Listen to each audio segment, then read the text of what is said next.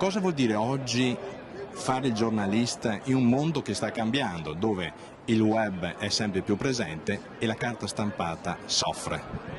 Beh, vuol dire intanto adeguarsi al mondo che sta cambiando e quindi capire che anche il giornalismo tradizionale ha bisogno di acquisire un linguaggio, metodologie, spirito del web, cioè di un tipo di comunicazione che oggi è diversa perché la gente ha sempre meno tempo, ha più interessi concomitanti, ha bisogno di avere concetti chiari ed essenziali e credo che questo faccia difetto al giornalismo italiano, non solo politico ma in tutti i settori.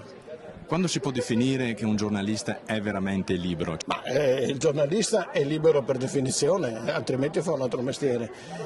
Devo dire, per la mia esperienza professionale, io ho lavorato in più giornali, ho lavorato con tanti direttori, anche proprietà diverse, mi sono occupato di politica, non ho mai ricevuto una sola pressione dagli editori.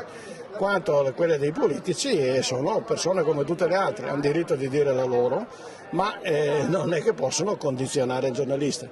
Io sono dell'opinione che comunque, lo dico magari quando c'è qualche polemica col singolo, anziché parlarcene tra noi al telefono di persona che interessa solo a noi, lo scriva, lo dica sul giornale e abbiamo un dibattito.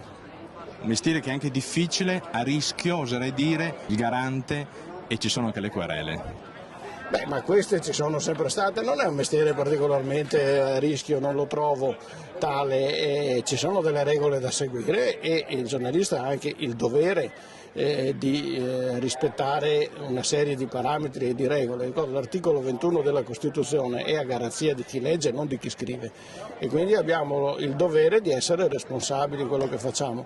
È un problema di formazione anche, finora questa cosa è stata molto trascurata da parte dei giornalisti, la riforma in discussione sta finalmente mettendo un punto chiaro e fermo anche su queste esigenze. Devo dire che in questo c'è una grossa responsabilità degli editori che stanno mortificando la professione, chiudendo gli spazi di assunzione regolare, ricorrendo a molta manovalanza con grande generosità ma evidentemente non professionalizzata e soprattutto non tutelata. Io credo che sia bene che chi ci ascolta sappia che moltissimi collaboratori vengono pagati una assoluta vergogna, parliamo di 3-5 euro ad articolo che sono poi comprensivi anche di tutte le spese ed evidentemente non si può pensare di avere un prodotto valido pagandolo 5 euro. Vorrei sapere se un editore quando va a comprarsi del manzo ritiene di poter avere una buona bistecca pagandola 50 centesimi.